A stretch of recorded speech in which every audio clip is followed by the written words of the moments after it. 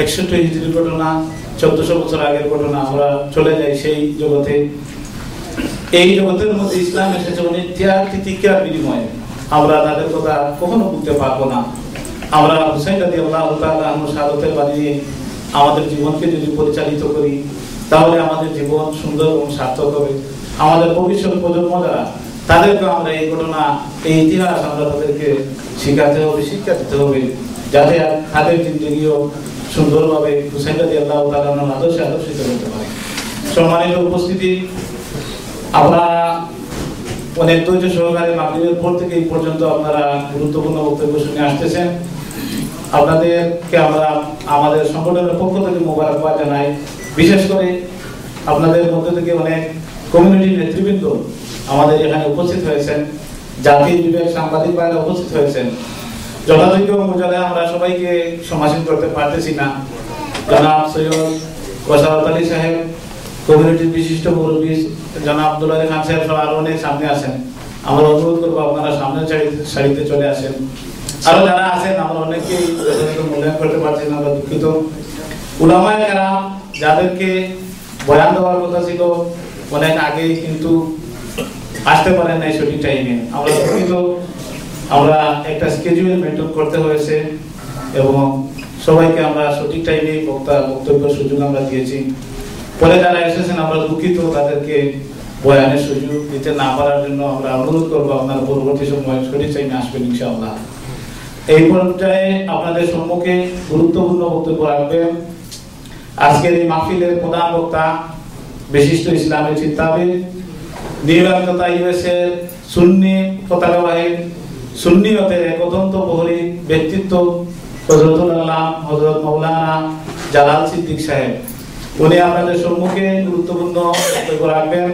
এরপরই আমাদের প্রধান অতিথি ইনশাআল্লাহ সুন্দর কণ্ঠে আপনাদের সম্মুখে বয়ান রাখবেন।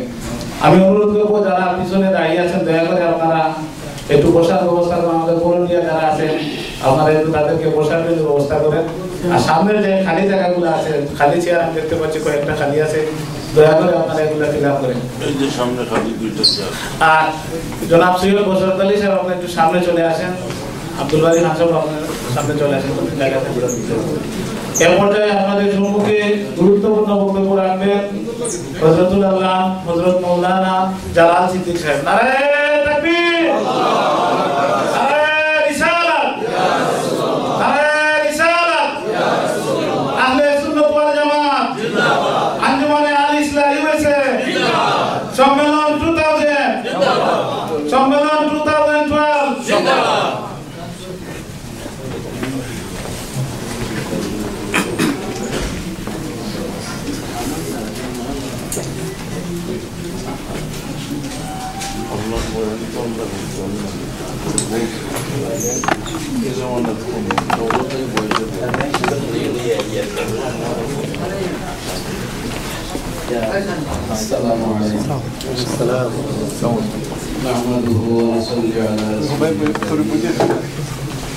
أما بعد فأعوذ بالله من الشيطان الرجيم. بسم الله الرحمن الرحيم.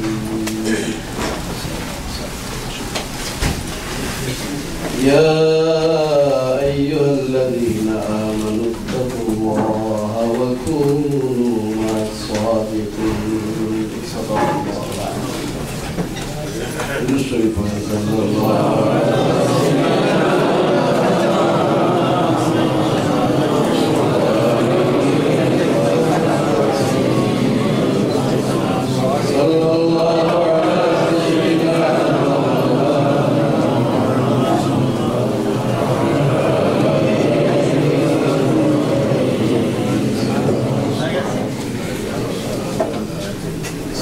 সভাপতি হযরত উলামায়ে কেরাম ও আহলে সুন্নাত ওয়াল জামাতের আকীদায় বিশ্বাসী মুসলমান ভাইরা আমার,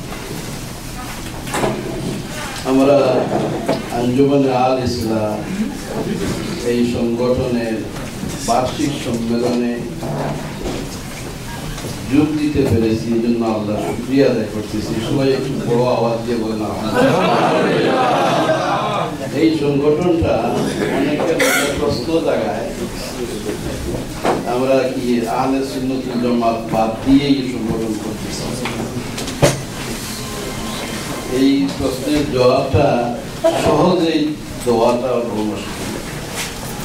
তবে একটি কথা আপনাদেরকে আমি শুনাই দিতে চাই, সেটা হলো এই সংগঠনটা আল্লাহর এক মকবুল ওয়ালির দ্বারা প্রতিষ্ঠিত, যার নাম আপনারা অনেকেই জানেন, শুনছেন, হযরত ফুলতুলি সাহেব রহমতুল্লাহ আলাইহি।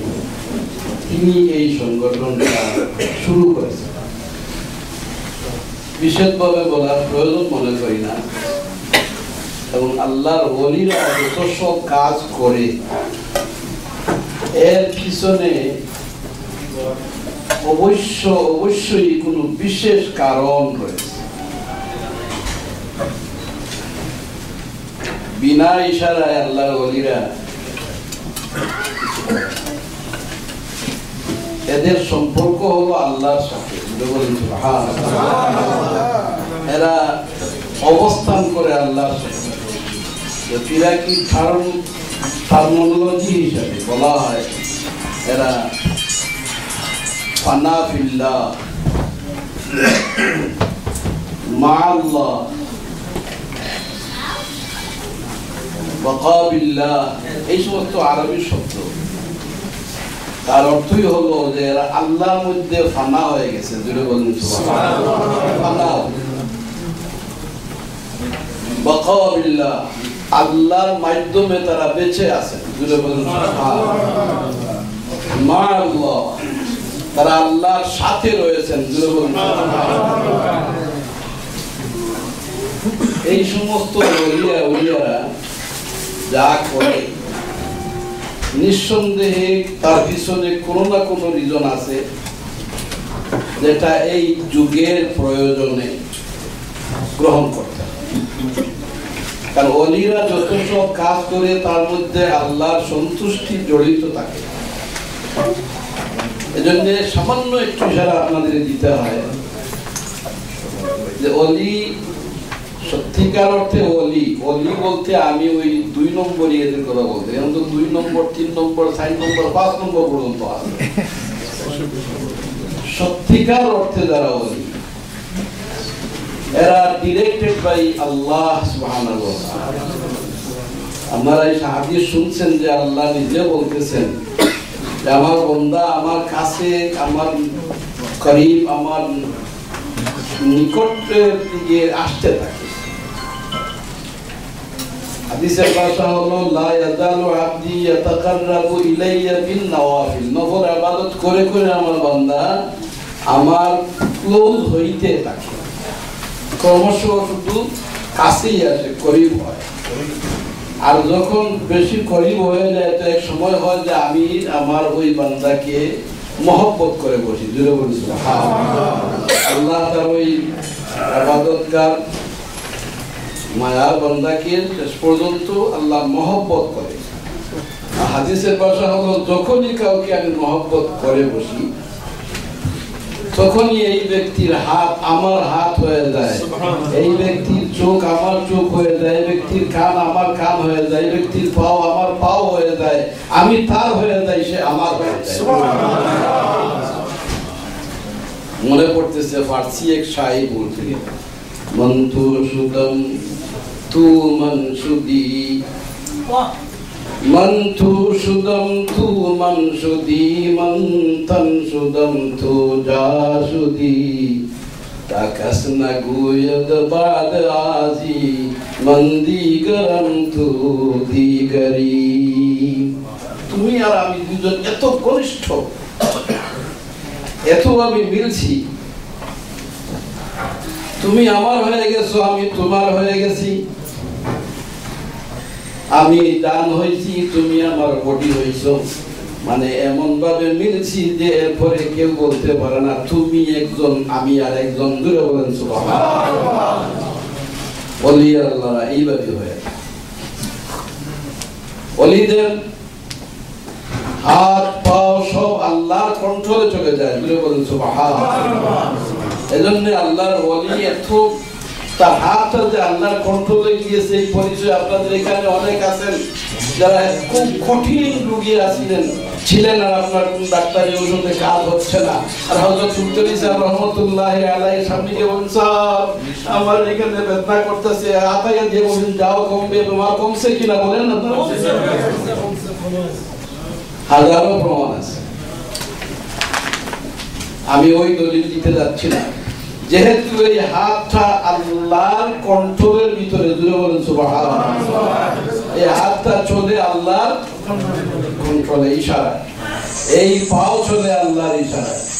তো হাদিসের ভাষা হলো যে হাত দিয়ে তুমি দৌড়ো সেই হাত আল্লাহর হয়ে যায়, যে পাও দিয়ে সে হাঁটে সেই পাটা আল্লাহর হয়ে যায়। অর্থাৎ এই সারাটা মানুষ আল্লাহর ওলি, সবকিছু আল্লাহর মধ্যে বিলীন হয়ে গেছে, জুড়ে বলেন সুবহানাল্লাহ। এবার এই ওলি যদি কোনো কাজ করে সেই কাজটা আল্লাহ কর্তৃক অ্যাপ্রুভড, গৃহীত না গৃহীত নয়? সবাই বলে গৃহীত না গৃহীত নয়? অ্যাপ্রুভড অর নট, লাউড করে বলেন। হযরত মুফতি সাহেব রহমাতুল্লাহি আলাইহি ওলি ছিলেন, এটা আমাদের আজকে আর নতুন করে ওয়াজ করার প্রয়োজন হয় না। কি বলেন? দরকার আছে ওয়াজ করার, বুঝানোর দরকার আছে। আমি একদিন বলেছি যে যদি আপনারা আপনাদের বুদ্ধি দিয়ে ওজন করেন, নেকি যার বেশি হয় সেই তো বড় ওলি নাকি? যদি এই মেজার দিয়ে আপনারা মেজারমেন্ট করেন, যার নেকি বেশি সেই বড় ওলি যদি আপনারা মনে করেন, তাহলে আসলে বুদ্ধ হিসাবে নেকি কতটুকু ওজন করা হবে? একটা হাদিস আপনাদের শোনাই। রাসূলুল্লাহ সাল্লাল্লাহু আলাইহি ওয়াসাল্লাম বলেছেন যে আদ-দালু আলাল খাইরি কাফাইলিহি, যে ভালো পথ দেখায় দেয় আর এই পথে যারা কাজ করে সেই কাজ যেখানে ওলাটাও ঠিক সেম পাওয়ারের মালিক হয়। তো এই ওজন দিয়ে যদি আমরা ওজন করি, তো আমি একটা বিষয় শুধু বলবো যে হযরত মুফতি সাহেব রাহমাতুল্লাহ আলাইহি কোরআন শরীফের সহিহ তিলাওয়াতের একটা সিস্টেম শুরু করেছিলেন কিনা? সবাই বুঝে বলেন। আর যে সমস্ত ছাত্র কোরআন শরীফ পড়তেছে, দারুল কারাত মজিদিয়া ফুলতলি নামে সেন্টার করে শত শত সেন্টার ওয়ার্ল্ড ওয়াইড কাজ করতেছে, কোরআন শরীফের সহিহ তিলাওয়াত চলছে। এমন বহু জায়গায় আমরা দেখেছি যে ইমাম সাহেবকে রাখার জন্য মসজিদে ইমাম নেওয়ার জন্য ইন্টারভিউ নিতেছে, ওই গ্রামের চাষি মানুষ, সেও মুসল্লির খাতারে ইমাম সাহেবের ইন্টারভিউ হচ্ছে, ইমাম সাহেব কেরাত পড়তেছেন, যিনি ইন্টারভিউ নিচ্ছেন উনি কিচ্ছু কইতেছে না, মরুমত করতেছে। ওই যে লাঙ্গলের চাষি ভাইটি কোরআন শরীফ শিখছেন, সে লুকমা দিয়ে বলছে আপনি এখানে ভুল করছেন। এই ক্রেডিটটা হযরত মুফতি সাহেব রাহমাতুল্লাহি আলাইহি। গ্রামে গঞ্জে হাজারো মানুষ কোরআন শরীফ শুদ্ধ করে পড়তেছে, সাক্ষী দেন আপনারা, ঠিক কিনা? এই সমস্ত বাচ্চারা যারা কোরআন শরীফ পড়েছে সাথীউল্লাহদের মধ্যে, এরা অনেকে কারি সাহেব হয়ে অন্যকে পড়াইতেছে, যারা তাদের কাছ থেকে কারি হয়ে অন্যকে পড়াইতেছে।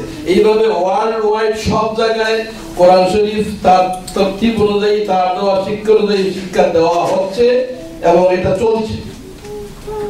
যতজনে যতবারই এই কোরআন শরীফকে পড়বেন, তার যে কোনো ছাত্র যেখানে হোক, যেই পড়বে যা সওয়াব এই ব্যক্তি পাবে, সমান সওয়াব হলো মুফতি সাহেব একা পাবে। এটা তো কোরআনের, এটা তো দালিলের কথা বলছি, প্রমাণ আছে, হাদিসের দ্বারা প্রমাণ, শরীয়তের দ্বারা প্রমাণ। তাইলে কোরআন শরীফ শুদ্ধ করে পড়ার যত সব সওয়াব আছে, যদি সবার সওয়াব একা মুফতি সাহেবকে দেওয়া হয়, তাহলে বলেন তো কত সওয়াবের মালিক মুফতি সাহেব ওজন করা যাবে? কি ওজন করা যাবে? কথা বলেন, যাবে? হিসাব দেওয়া যাবে? সুতরাং যদি আপনার আমার অঙ্ক দিয়েই অঙ্ক করি যে তার নেকি বেশি সে বড় ওলি, তাহলে তো মুফতি সাহেবের সাথে নেকি দিয়ে তাল কুলাবার কোনো মানুষই আমার চোখে পড়তেছে না। আমি বলবো যে খোলাফায়ে রাশিদিন বা তবে তাবেঈনের পর থেকে শুরু করে আর এই পর্যন্ত সারা ওয়ার্ল্ডের বিভিন্ন জায়গাতে ঘুরেছি, ঘুরে দেখেছি যে কোরআন শরীফের সহিহ তিলাওয়াত হযরত মুফতি সাহেবের সবচেয়ে বড় অবদান। আমরা অতীতের মানে আমাদের বয়সের প্রথম দিকে আলিমদের কাছে পড়ছি, বড় বড় মুহাদ্দিস, কিন্তু কোরআন তিলাওয়াত করে আয়াত সহি তিলাওয়াত না, এই সবগুলিকে কারেকশন করেছেন হযরত ফুলতলি সাহেব রাহমাতুল্লাহ। তাহলে এই দিক দিয়ে আমরা বিচার করলে ফুলতলি সাহেব বড় হয়ে করি, তাই না? আমাদের যে ইলম দিয়ে তিনি যে সংগঠনটা করেছেন, নিশ্চয় কোনো ইশারা এখানে আছে, আর একটু আলো বুঝতে পারতেছে। আহলে সুন্নাতুল জামাতের নাম লয়, আর নাম লইয়া কয় রাসূলুল্লাহ জাহিল ছিলেন, উম্মি ছিলেন, দুর্বল নাও। এটা কি সহ্য করার মতো কথা? জি না। রাসূল অশিক্ষিত ছিলেন, মূর্খ ছিলেন, আপনারা কি স্বীকার করেন? জি না। কিন্তু সেও আহলে সুন্নাতুল জামাত নাম নিয়ে বলতেছে এই। তাহলে আমি যে মূর্খ মানুষ, গ্রামের মানুষ, বুঝবো কি করে যে এই বেটা আহলে সুন্নাতুল জামাত কথা? এটা তো আহলে সুন্নাতুল জামাতের আকীদা বুঝো এইটাই যে রাসূলুল্লাহ অশিক্ষিত ছিলেন। নাউজুবিল্লাহ। তারপরে বলতেছে রাসূলের কোনো খোঁজ খবর নাই, কত বেয়াদব রাসূলের ইলম নিয়ে আলোচনা করে, ইলম নাই, তারপরে ওই ইলমে গায়বের খবরগুলিও নাকি রাসূল জানে না।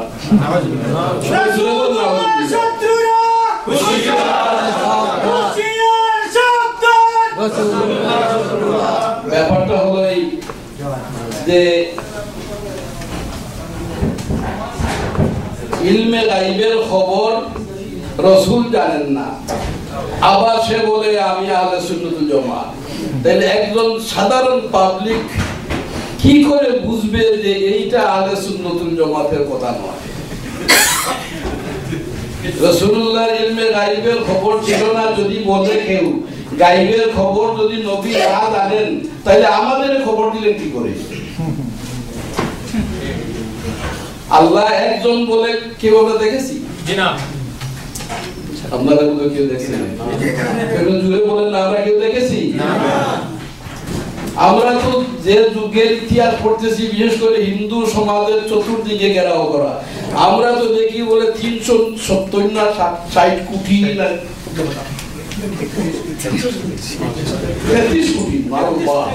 33 কোটি দেবতার দেশের মানুষের মাঝখানে আমরা এক আল্লাহর খবর কার কাছে পাইলাম? বলেন না ভাই, রাসূল যে মদিনা শরীফ আর মক্কা শরীফ আসছিলেন, সেখানে 360টা দেবতা কাবা শরীফের ভিতরে ছিল কি ছিল না? এতগুলি খোদার মাঝখানে আসি একজনে বললেন তো নাকি কে? এক আল্লাহ। সবাই বলেন লা ইলাহা ইল্লাল্লাহ। লা ইলাহা ইল্লাল্লাহ যিনি বললেন, এই খবরটা উনি যদি না জানতো তো দিল কি করে? আমার এত খোদার দেশ, যেখানে একেবারে করে করে খোদা, কুষ্টি কুষ্টি খোদা, এখানে এক খোদার খবর কে দিয়েছে আমাদের? যদি রাসূল না জানতেন তো আমাদের দিলেন কি করে? আর যে বলে তো ও মুসলমানের লিস্ট থেকে তার নাম তো সে নিজেই কেটে দিয়েছে, কারণ কোরআন শরীফে আল্লাহ নিজে তার হাবিবকে বলছেন, যালিকা মিন আম্বাইল গায়বি নূহিহি ইলাইহি। হে নবী, এই সমস্ত গায়বের খবর আমি আপনার কাছে ওহী দিয়ে শোনায়া দিলাম। সুবহানাল্লাহ। আল্লাহ যেখানে বলছেন যে যালিকা মিন আম্বাইল গায়ব, এগুলি গায়বের খবর, নূহিহি ইলাইহি, রাসূল আপনার কাছে আমি ওহী দিয়ে জানাই দিতেছি। রাসূলুল্লাহ সাল্লাল্লাহু আলাইহি ওয়াসাল্লাম নিজে কি ইলম কতটা শিখবেন নাকি আল্লাহ শিখাই দেয়? যাই রাসূল বলেন আল্লাহ থেকে বলেন কিনা? ওমা ইয়ানতিকু আনিল হাওয়া ইন হুয়া ইল্লা ওয়াহয়ুন ইউহা। নবী তার নিজের ইচ্ছা মতো কিছুই বলে না, যা বলে সব আল্লাহর পক্ষ থেকে ওহী প্রাপ্তির পরে বলে, ওহী পাওয়ার পরে, ওহী দিয়েই বলে। গুপ্তায়ে আল্লাহ বুয়াদ, গরচে আদহাল কুমে আব্দুল্লাহ বুয়াদ। আল্লাহুম্মা সাল্লি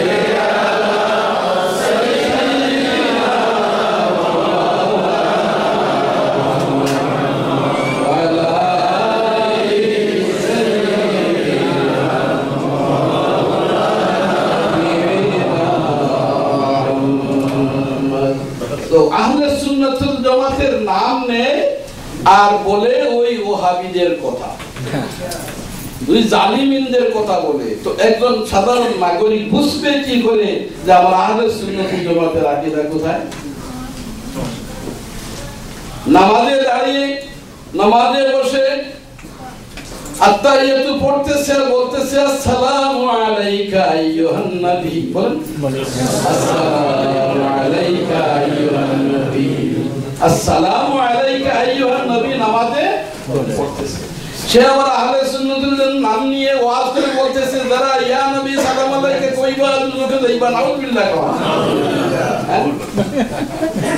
ইয়া কইলে নাকি সব বলাস হয়ে যায়, ইয়া দিয়ে ডাক দিলে রাসূলকে নাকি বেঈমান হওয়া যায়, শিরক হয়ে যায়, নাউযুবিল্লাহ বলেন।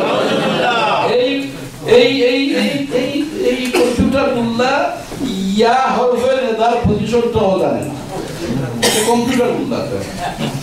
এটার বিরোধিতা আমি করি, তবে আজকে আমার টাইম নাই, বলবো না, আমার মনে হয় এখন বেশি বলে ফেলতেছি নাকি, আর দরকার না, কেন উলামা হযরত যথেষ্ট, সবাই ভালো জানে আমার থেকে বেশি। আমি শুধু আপনাদের রিমাইন্ড করে দিতেছি, ইয়া বললে নাকি সর্বনাশ হয়ে যায়। তাই না আজকের এই আশুরার ময়দান হযরত ইমাম যায়নুল আবেদিন রাদিয়াল্লাহু তাআলা আনহু রাসূলুল্লাহ সাল্লাল্লাহু আলাইহি ওয়াসাল্লামকে সম্বোধন করে করে ইয়া হরফে নাদা দিয়ে কারবালার জমিন থেকে মদিনা তৈয়বার নবী মুহাম্মদ আরবি সাল্লাল্লাহু আলাইহি ওয়াসাল্লামকে ইয়া দিয়ে ডাক দিয়েছিলেন কি না?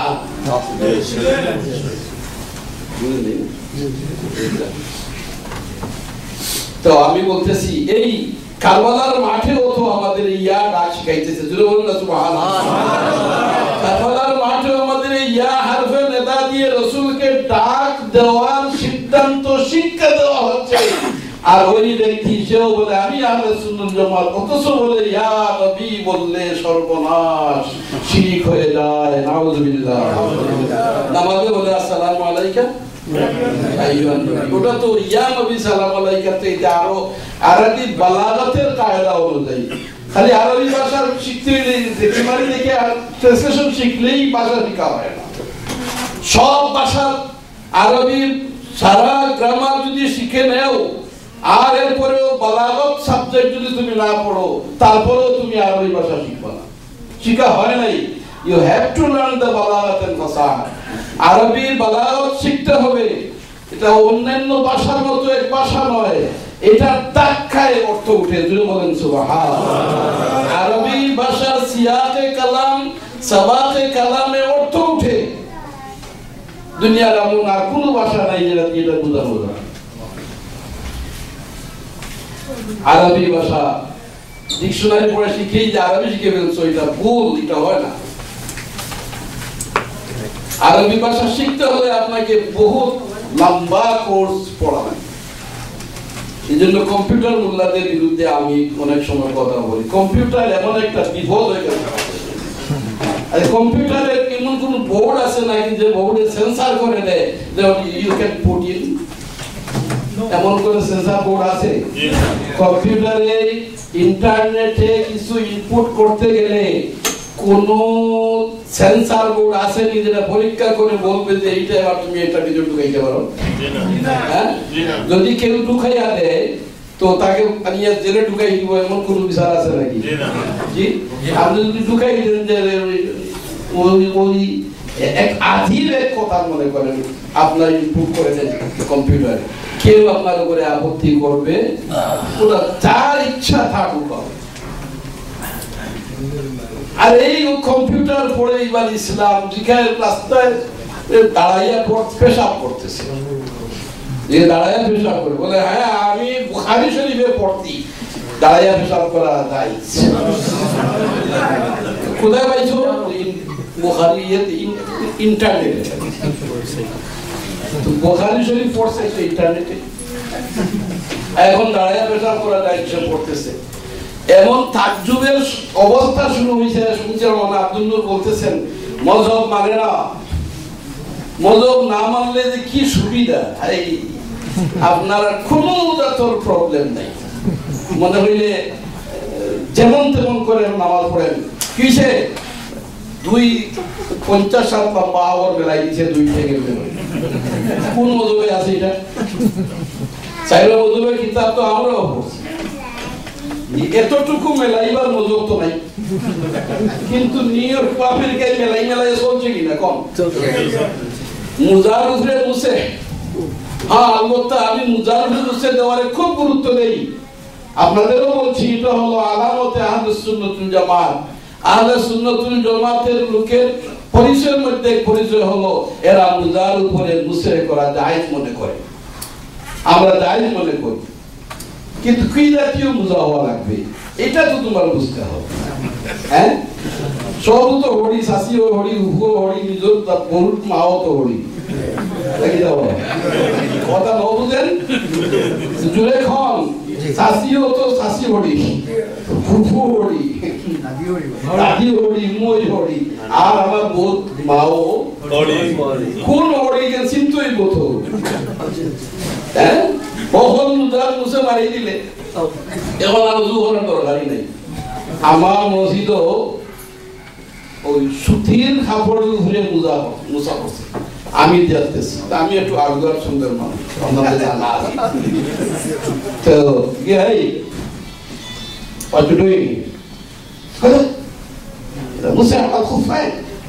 আগে আমাকে বল আজকে এইটা ঢুকাইবার সময় উজু করছিলেন, আপনার খেয়াল করে শুনেন, আমি তো হিংসা করে বলছি না, বাস্তব বলছি। তুমি যে এইটাতে মুছে করতেছো ওইটাতে ঢুকাইছিলা যখন, এই সময় তুমি অজু করে পাও দইয়া ঢুকাইছো না এমনিতে, কই না আমি তো জুতা পরে দিলাম কাজে বাইরেছি, মানে মুজা পড়ছে বাট অজু করে পাও দইয়া নয়। তাইলে বলেন তো এই মুজার উপরে মুছে না হইব তো? আপনার সবাই বলেন একটু, কিন্তু সে তো করতেছে। আমি বললাম তো তোমার এই মুজার উপরে তো মুছে হয় না। Forget about it. What about you begin with? তুই কোনটা দিয়ে শুরু করেছিস? এই যে হলো অবস্থা, এখন যে কোনো মুজা দিয়ে নাকি হয়, নাউজুবিল্লাহ বলেন, মুজার উপরে মুছে হবে, মুজাটা হতে হবে এইভাবে মুজা যেভাবে মুজা পড়লে পরে মুছে করা যায়।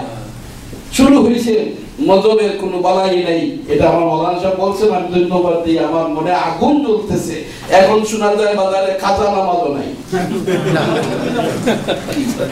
কাজা নামাজ যদি বলে কাজা নামাজ নাই, তাইলে তো আমার রাসূলুল্লাহ ভুল করেছে, নাউজুবিল্লাহ বলেন।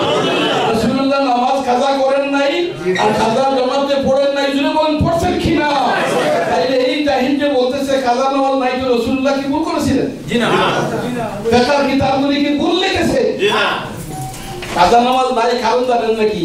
কাজে যাইবো 4টার সময়, জোহরের নামাজ পড়তেছে, এবং 4টার সময় কাজে গিয়ে নামাজ পড়তে অসুবিধা, জোহরের লগে আসর লাগে দিল, এটা তো সুবিধা।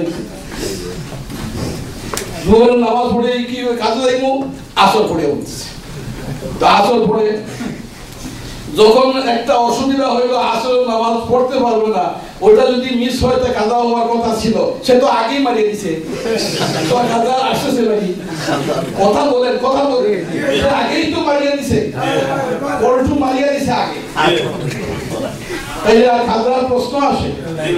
এখন মাগরিবের সময় আমি কাজে লাগিয়ে গেলে এশার নামাজ মিস হয়ে যেতে পারে, বাবারে মিস করার দরকার নাই, মাঠে পড়ে এশা মারি দাও, তো এশা মারিয়ে দিল, তো আর কাজা হওয়ার প্রশ্ন আছে, এই জন্য বলে কাজা নাই। এটা হতো জমে তাকদীম, জমে তাখির আর একটা আছে। সেদিন মসজিদে ঢুকছি, আরেকটা লোক বাইরে হইতে আমাকে দেখে সালাম আলাইকুম কইলো এগুলো কথা কইছে, গেলাম কি হয়েছে, চলে বললাম আমি শেষ করে কি করছো, বললাম জোহর আসর একসাথে পড়ে গেছে, আসরের সময় জোহর পড়ছে, মানে জমে তাখির করছে, জোহর পড়ছে আসরের সময়, আসরের সময় জোহরটাও পড়তেছে। তো যদি জোহরের নামাজটা আসরের সময় পড়লেও হয়ে যায়, তাইলে আর জোহর খাতা হইবে কেন? কথা বুঝেন নাই? খাতা নাই, এইটা বলতেছে। ফ্যাক্টর হলো এইভাবে তারা ইচ্ছা অনুযায়ী করতেছে, ইচ্ছা অনুযায়ী। কাজের অসুবিধার দায় নামাজ এক টাইমে পড়ে নেই।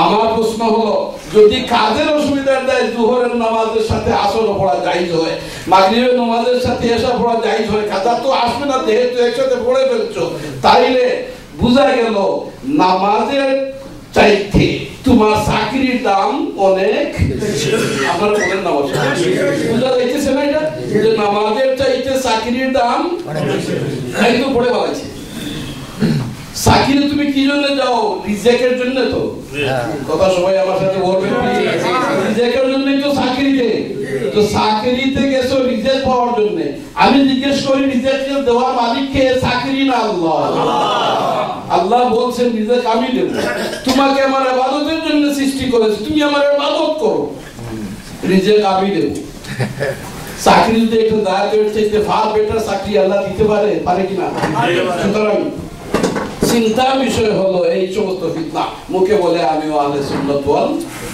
জামাত দোয়া আল্লাহ ফির সব মানে না ফিরের বিরুদ্ধে দরগা দেখা দুর্গা হয় নাউজুবিল্লাহ আমরা ওলিয়া ওলিয়াদের মহব্বত করি তাদের কবরে জিয়ারত করতে যাই কেউ বলে আহলে সুন্নাত জামাত দাই মনে করে কি করে না কিন্তু তারা এই দরগাকে দুর্গা হয় তারপরে সে বলে আমরা আহলে সুন্নাত ওয়াল জামাত ওলিয়া আল্লাহরা ওলিয়া আল্লাহদের কাছে আল্লাহ একটা স্পেশাল গাইডেন্স আছে স্পেশাল হেল্প আছে যেটা দিয়ে উম্মতকে বাঁচানোর জন্য আল্লাহ তাআলা কাজ করে হযরত সুলতান সাহেব রাহমাতুল্লাহি আলাইহি আহলে সুন্নাতুল জামাতের আকীদাকে টিকিয়ে রাখার জন্য আঞ্জুমানে আল ইসলাহ সৃষ্টি করেছেন প্রতিষ্ঠিত করেছেন আর এটা শিক্ষা রেখেছেন আহলে সুন্নাতুল জামাতের আকীদা আপনারা সেই আহলে সুন্নাতুল জামাতের আকীদা অনুযায়ী চলার জন্য একটা সংশোধিত সংগঠন বানানো হলো আল ইসলাহ শব্দের অর্থ কি সবাই ধরে বলেন এটা কি আল ইসলাহ অর্থ সংশোধন আমাদের ইমানেও সংশোধন করা লাগবে ইমানের মধ্যে ঝগড়া হয়ে গেছে বেরাসেরা লেগে গেছে বিভিন্ন বাতিল মতাদর্শ ইমানের ভিতরে ঢুকে গেছে সুতরাং ইমানকেও সংশোধন করা লাগবে তাই আঞ্জুমানে আল ইসলাহ দরকার আছে আমলের মধ্যে আমাদের অসুবিধার সৃষ্টি হয়ে গেছে আমল খারাপ হয়ে গেছে সেই আমলকে সহি করার জন্য আরেকটা আন্দোলন করা দরকার সেই আন্দোলন করে আঞ্জুমানে নামটা বলেন সবাই আঞ্জুমানে আমার পারিবারিক জীবনে যা ঝামেলা হইতেছে পারিবারিক জীবনে স্বামী স্ত্রী বাবা মা বাচ্চা কাচ্চা নিয়ে ঝামেলা হইতেছে সেখানে আল ইসলাহ কাজের দরকার আছে এজন্য হযরত সাহেব কিবলা রাহমাতুল্লাহ আলাইহি আল ইসলাহ তৈরি করেছেন সংশোধনের প্রয়োজন আছে না নাই আছে সবাই দূরে বলেন তো সংশোধনের প্রয়োজন আছে এজন্য আল ইসলাহ অর্থ কি সবাই নামটার অর্থ বলেন প্লিজ আল ইসলাহ অর্থ হলো সংশোধন আমাদের ব্যক্তি জীবনে পারিবারিক জীবনে রাজনৈতিক জীবনে অর্থনৈতিক জীবনে আন্তর্জাতিক জীবনে জীবনের প্রতিটি দিকে বিভাগে ইবলিসের বিভিন্ন বিষয়ে সে ঢুকে গেছে যার কারণে আমাদের ইসলাহের দরকার আছে যেটা বলেন ইসলাহের আর যারা ইসলাহ করবে সেই সংগঠনের নাম হলো আঞ্জুমানে আল ইসলাহ সেই সংগঠনের কেন্দ্রীয় বৈঠকে আমরা হাজির হয়েছি আমি শুধুমাত্র এই কথাগুলি বললাম যে আঞ্জুমানে আল ইসলাহ এটা আহলে সুন্নাতুল জামাতের একটা পরিচয় পাওয়ার জন্য সঠিক আহলে সুন্নাতুল জামাতের লোকেরা কারণ ওইটার মধ্যে বেজাল ঢুকে গেছে তো সেই বেজালকে বাজার থেকে বাঁচার জন্য একটা সংগঠন করা গেল যে এরা নিরেট খালিস মুখলিস আহলে সুন্নাতুল জামাতের লোকেরা এই পরিচয় দেওয়ার জন্য আর আমাদেরকে হযরত সাহেব কিবলা রাহমাতুল্লাহ আলাইহি এই সবকটা দিয়ে গেছেন ওনার জীবনের সবচেয়ে বড় পিয়ারা কাজ ছিল আল ইসলাহর কাজ আল ইসলাহর কোন কাজে হযরত সাহেব কিবলা রাহমাতুল্লাহ আলাইহি অন্যান্য সব কাজ বাদ দিয়ে কাজ করতেন আপনাদেরকেও আমি অনুরোধ করবো আল ইসলাহের সম্মেলন এই জন্য আল ইসলাম মার্কা কয়েকটি কথা আল্লাহ যেন তৌফিক দেয় আমরা যেন আমল করতে পারি সবাই একটু লাউড করে বলেন আমরা দাওয়াত করে ওই লন্ডন থেকে মৌলানা সাহেবকে আনছি আরেকটি অপ্রাসঙ্গিক হলো একটি কথা বলি ওই যে কারবালার ময়দান যেটা আমার সৈয়দ সাহেব আলোচনা করেছেন পুরোটা ইতিহাস আপনাদের জানা আছে নতুন করে কারবালার ওয়াজ করার দরকার আমরা মনে করি না তবে একটা প্রয়োজন যেটা প্রশ্ন দাঁড়াইতে পারে কারবালার ময়দানে হযরত ইমাম হুসাইন রাদিয়াল্লাহু তাআলা আনহু শহীদ হইলেন আহলে বাইতের সবগুলি সদস্যকে শহীদ করলেন। উদ্দেশ্য ছিল কি? কোন কারণ? একদম জাহিল বলে যে হযরত ইমাম হুসাইন রাদিয়াল্লাহু আনহু খেলাফতের খলিফা হওয়ার জন্য, মানে কি বলে, প্রেসিডেন্ট হওয়ার জন্য তিনি এই কাজটা করেছেন। এরা ইতিহাস জানে না, ইতিহাসের সাথে তাদের সম্পর্ক নাই, শুধুমাত্র ধুমধাম ওয়াজ করনেওয়ালা। আসল কথা হলো ইমাম হুসাইন রাদিয়াল্লাহু আনহু, প্রথম কথা হলো একজন ফাসিককে মুসলমানদের খলিফা বানাইতে দেওয়াতে পারেন না। তার উপস্থিতিতে একজন ফাসিক ওকে মুসলমানদের আমির বা খলিফা বানানো জায়েজ না। এই নাজায়েজ কাজ করতে দিবেন না, যার কারণে শহীদ হয়ে গেছেন। সুবহানাল্লাহ। অনেক নাজায়েজ কাজ আমাদের সমাজে হচ্ছে কি হচ্ছে না, এই সমস্ত শিক্ষা কি যে আমাদেরকে ওসব নাজায়েজ কাজের বিরুদ্ধে দাঁড়াতে হবে। এতে যদি শহীদ হতে হয় তাহলে হয়ে যাবে ইনশাআল্লাহ। নাজায়েজ কাজ যতগুলো হবে, আপনারা দেখেন আপনাদের সমাজে, আপনার পরিবারে, আপনার সমাজের মাঝে কত নাজায়েজ কাজ হচ্ছে। একটি নাজায়েজ কাজ, ইয়াজিদের মতো এক ফাসিক একে খলিফা বানানো নাজায়েজ, ওই নাজায়েজের মোকাবেলা করতে গিয়ে আহলে বাইতে রাসূল শহীদ হয়ে গেছে। তার থেকে শিক্ষা কি আমরা পাই না যে আমাদেরকে অবশ্যই নাজায়েজ যত কাজ এই সমাজে হয় তার মোকাবেলা করতে হবে। এতে যদি শহীদ হওয়া লাগে তো হব, কোনো সন্দেহ নেই ইনশাআল্লাহ। আমাদেরকে তো কলিমা পড়াইছেন আল্লাহ, তৌফিক দিয়েছেন আল্লাহ, আমরা কলিমা পড়েছি লা ইলাহা ইল্লাল্লাহু মুহাম্মাদুর রাসূলুল্লাহ সাল্লাল্লাহু আলাইহি সাল্লাম।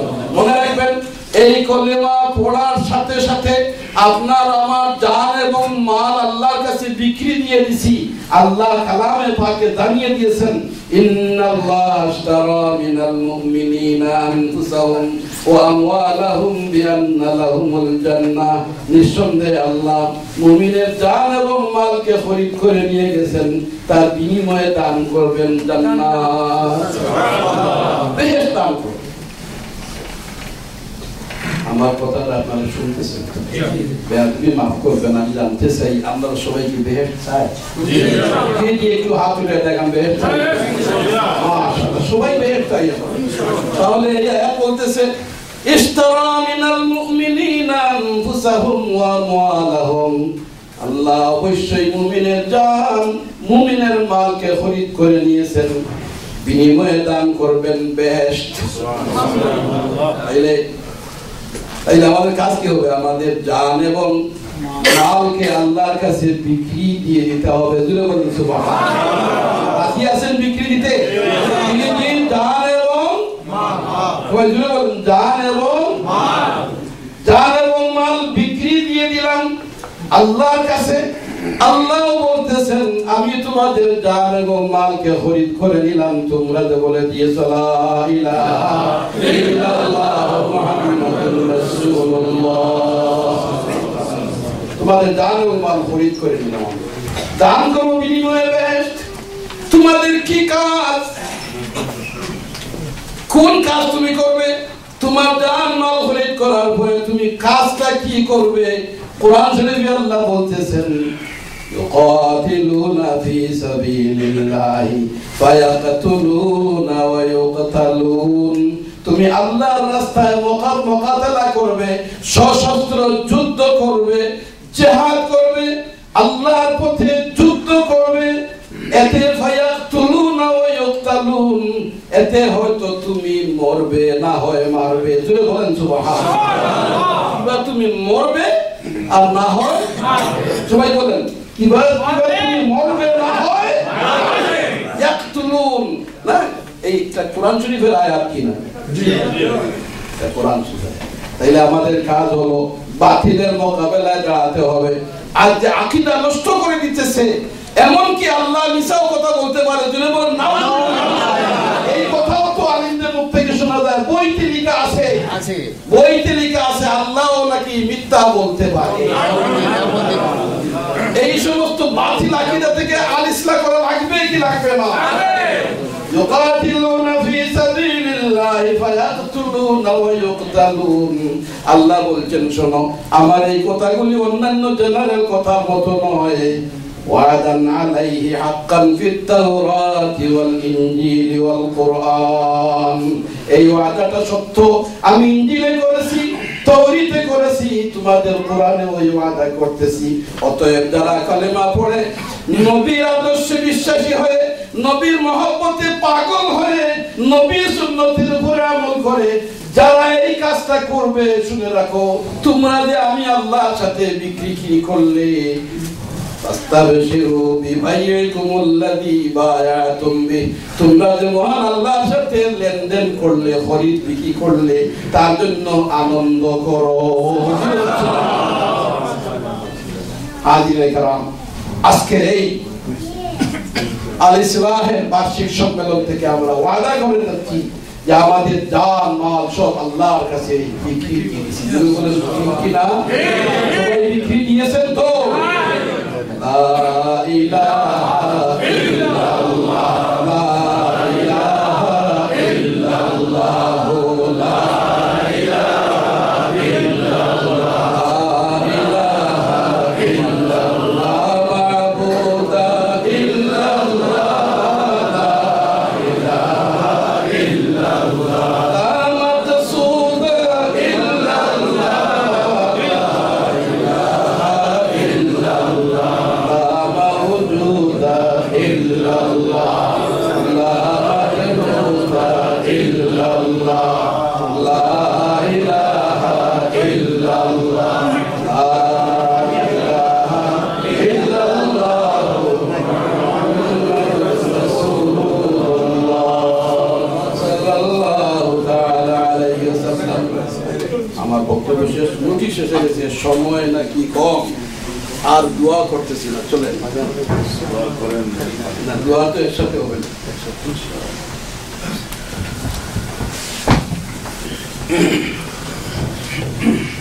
সম্মানিত উপস্থিতি, আমরা হুজুরের জবান থেকে অত্যন্ত গুরুত্বপূর্ণ বয়ান শুনে আসছি, যেগুলা আমাদের ইহকালীন এবং পরকালীন সুখ শান্তির জন্য পাতে হবে।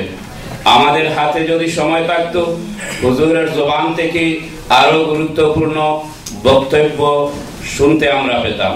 শোনার আকাঙ্ক্ষা আমাদের হৃদয়ের মধ্যে আছে, কিন্তু সময় আমাদের হাতে নাই। ঘড়ির টাইম বলছে ঠিক 10টায় আমরা টাইম দিয়েছি, আমাদের মাহফিলের সমাপ্তি হবে। যেহেতু এটা একটা সাংগঠনিক মাহফিল, তাই আমরা যথাসাধ্য চেষ্টা করব ঠিক 10টার মধ্যে আমাদের আজকের এই মাহফিলের যাবতীয় কর্মসূচি শেষ করা। তাই আপনাদের সবার সহযোগিতা চাচ্ছি। আমরা এবার আমাদের মাহফিলের শেষ পর্যায়ে এসে পৌঁছেছি। ইতিমধ্যে আমাদের মাহফিলে উপস্থিত হয়েছেন নর্থব্রন্স জামে মসজিদের ইমাম খতিব হযরত মাওলানা মাসুদ ইকবাল সাহেব, যিনি হচ্ছেন আঞ্জুমানে আল ইসলাহ কেন্দ্রীয় কমিটির অন্যতম সদস্য।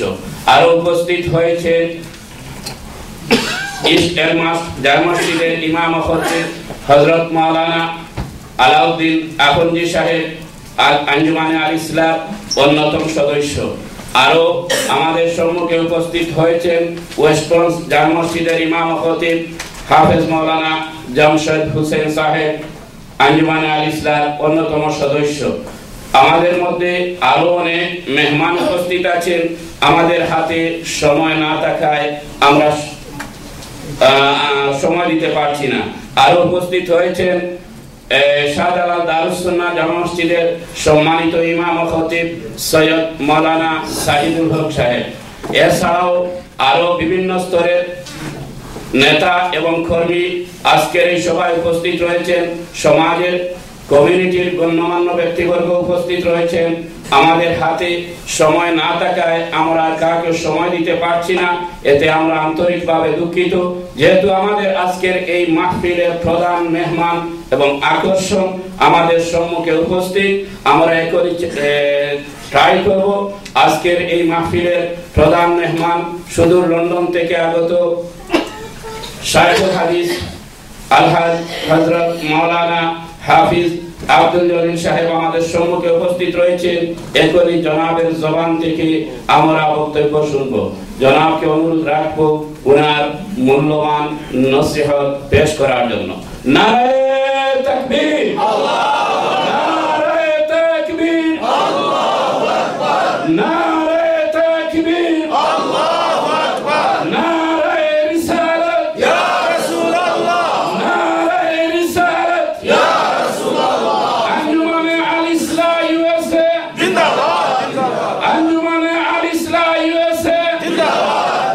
কেন্দ্রীয় সম্মেলন 2012 জিন্দাবাদ, সার্থক হোক। নারে তাকবীর, আল্লাহু আকবার।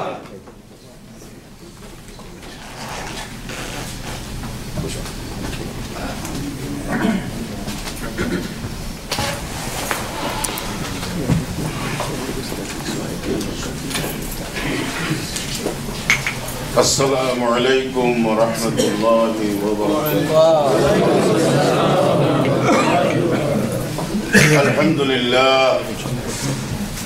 الحمد لله نحمده ونستعينه ونستغفره ونؤمن به ونتوكل عليه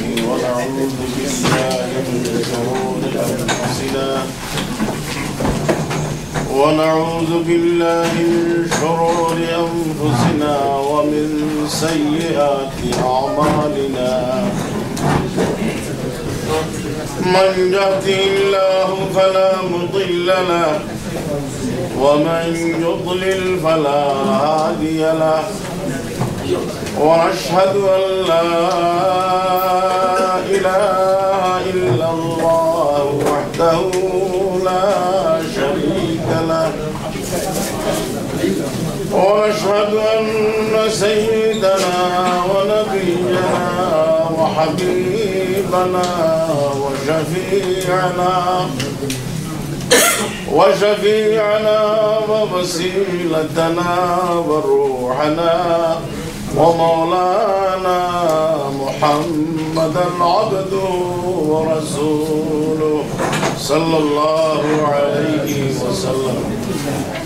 أما بعد فأعوذ بالله من الشيطان الرجيم. بسم الله الرحمن الرحيم. اهدنا الصراط المستقيم صراط الذين أنعمت عليهم غير المغضوب عليهم ولا الضالين.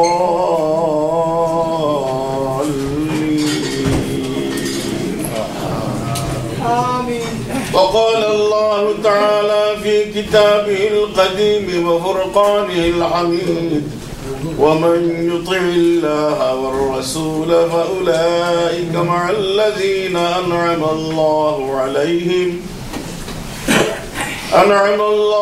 عليهم من النبيين والصديقين والشهداء والصالحين وحسن أولئك رفيقا. وقال رسول الله صلى الله عليه وسلم: